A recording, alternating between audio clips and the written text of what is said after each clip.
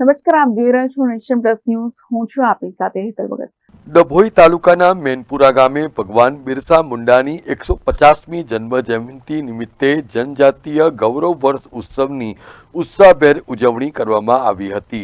આ પ્રસંગે વડોદરા જિલ્લા આદિવાસી વિકાસ વિભાગ, ગુજરાત સરકાર અને જિલ્લા વહીવટીતંત્રના સંયુક્ત ઉપક્રમે આયોજિત કાર્યક્રમના અધ્યક્ષ સ્થાને ગુજરાત વિધાનસભાના મુખ્ય દંડક બાળકૃષ્ણ શુક્લ, છોટાઉદેપુરના સાંસદ જસુભાઈ રાઠવા, જિલ્લા સમાહર્તા અનિલ ધામેલિયા ખાસ ઉપસ્થિત રહ્યા હતા. આ પ્રસંગે વિવિધ સાંસ્કૃતિક કાર્યક્રમોનું પણ આયોજન કરવામાં આવ્યું હતું. દીપ પ્રાગટ્ય સાથે કાર્યક્રમની શરૂઆત કરવામાં આવ્યા બાદ વિવિધ ક્ષેત્રમાં ઉમદા કામગીરી માટે વિદ્યાર્થીઓનું સન્માન તેમજ લાભાર્થીઓને પ્રમાણપત્ર પણ એનાયત કરવામાં આવ્યા હતા. આ પ્રસંગે ડભોઈના ધારાસભ્ય શૈલેષ મહેતા, જિલ્લા પંચાયત પ્રમુખ ગાયત્રીબેન મહિડા, જિલ્લા પંચાયતના ઉપપ્રમુખ અશ્વિન પટેલ અને વક્તા તરીકે ભાર્ગવ ચોકસી ખાસ ઉપસ્થિત રહ્યા હતા. કાર્યક્રમ જે જિલ્લા કક્ષાનો કાર્યક્રમ ડભોઈ મેનપુરા ગામે યોજવામાં આવેલ હતો, તેમાં આજ વિસ્તારના લોકપ્રિય સાંસદ શ્રી જસુભાઈ સાથે જિલ્લા પંચાયતના પ્રમુખ શ્રી ગાયત્રીબા અને આ વિસ્તારના લોકપ્રિય ધારાસભ્ય શ્રી શૈલેષભાઈ અને તમામ ચૂંટાયેલા પ્રતિનિધિઓ અને જિલ્લા સમાહર્તા અને ડીડીઓ મેડમના સાથે રહીને આ કાર્યક્રમની ઉજવણી કરવામાં આવી છે. ભગવાન બિરસા મુંડાજીની 150મી જન્મજયંતિનો આ કાર્યક્રમ છે. એ કાર્યક્રમ આખા ગુજરાતમાં જ્યારે થઈ રહ્યો છે ત્યારે 20 જેટલા બિન આદિવાસી જિલ્લાઓમાં અને 14 જેટલા આદિવાસી જિલ્લાઓમાં આ કાર્યક્રમનું આયોજન કરવામાં આવ્યું છે.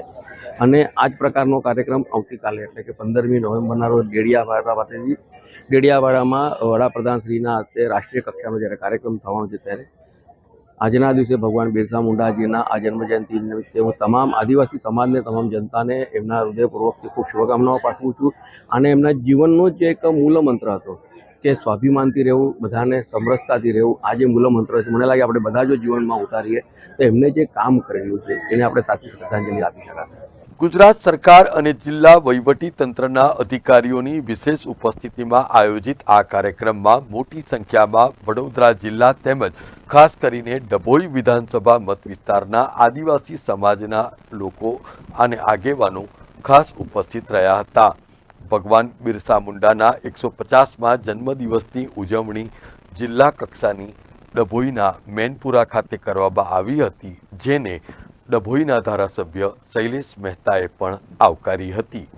ભગવાન બિરસા મુંડાની 150મી જન્મજયંતિનો જિલ્લા કક્ષાનો કાર્યક્રમ આજે ડભોઈ તાલુકાના મેનપુરા ગામે રાખવામાં આવ્યો હતો, જેમાં મુખ્ય દંડક શ્રી બાળુભાઈ શુક્લ, જિલ્લા પંચાયતના પ્રમુખ, ઉપપ્રમુખ, કલેક્ટર, જિલ્લા વિકાસ અધિકારી સહિત આગેવાનો ઉપસ્થિત રહ્યા.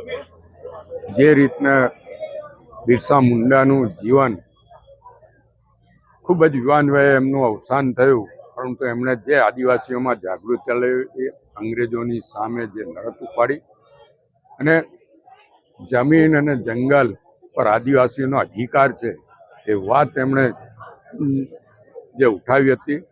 આજે પણ એ વાત સાચી પુરવાર થઈ રહી છે અને આદિવાસીઓના જીવનમાં જાગૃતિ લાવવાની મિશનરીઓ દ્વારા જે એમને ધર્મ પરિવર્તન કરાવવાના પ્રયત્નો તે વખતે પણ થતા હતા, આજે પણ કરવામાં આવે છે. ત્યારે તે વખતે એનો વિરોધ કરીને ભગવાન બિરસા મુંડાએ આદિવાસીઓને સનાતની ધર્મમાં જ રહેવા માટે જે શીખ આપી હતી, એની આજે પણ એટલી જ આવશ્યકતા છે. ત્યારે આવતીકાલે ભગવાન બિરસા મુંડાની 150મી જન્મ જયંતિ ડેડિયાપાડા ખાતે માનનીય વડાપ્રધાન શ્રી નરેન્દ્રભાઈ મોદીની આગેવાની ઉજવાઈ રહી છે.